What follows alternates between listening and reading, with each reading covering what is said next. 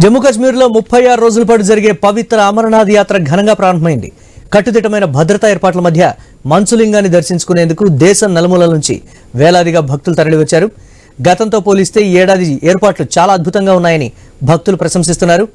భారత సైన్యం తమకు పూర్తి భద్రతా భరోసా కల్పిస్తోందని, వారి అండతోనే తాము నిర్భయంగా యాత్ర చేయగలుగుతున్నామని పలువురు యాత్రికులు తెలిపారు. ఉగ్రదాడుల భయంతో సాధారణంగా ఉన్న భక్తుల రద్దీ ప్రభుత్వం కల్పించిన భద్రతతో ఇప్పుడు పెరిగిందని ఆనందం వ్యక్తం చేశారు.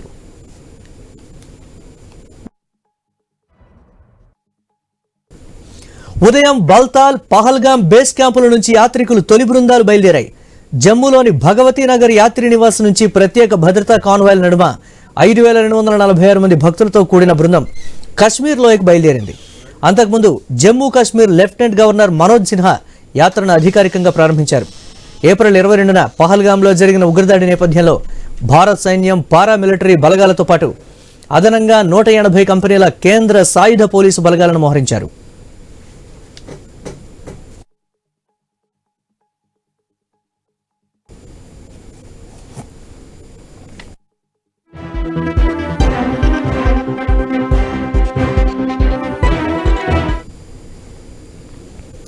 యాత్రికులు తప్పనిసరిగా భద్రతా కాన్వాయ్లోనే ప్రయాణించాలని, ఒంటరిగా వెళ్లవద్దని అధికారులు కఠినమైన ఆదేశాలు జారీ చేశారు.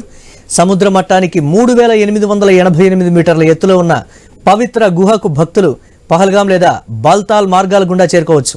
అయితే ఈ ఏడాది భద్రతా కారణాల దృష్ట్యా హెలికాప్టర్ సేవలను నిలిపివేశారు.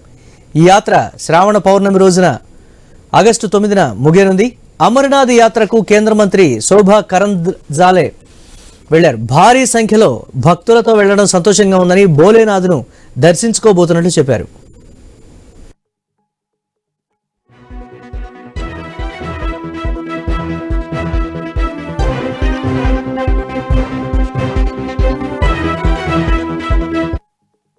के अमरनाथ भोलेनाथ को देखने जा रहे हैं। बहुत अच्छा लग रहा है क्योंकि सदियों से हमारा परंपरा रहा, यही समय में अमरनाथ का शिवलिंग बने पूरा देश से, विश्व से।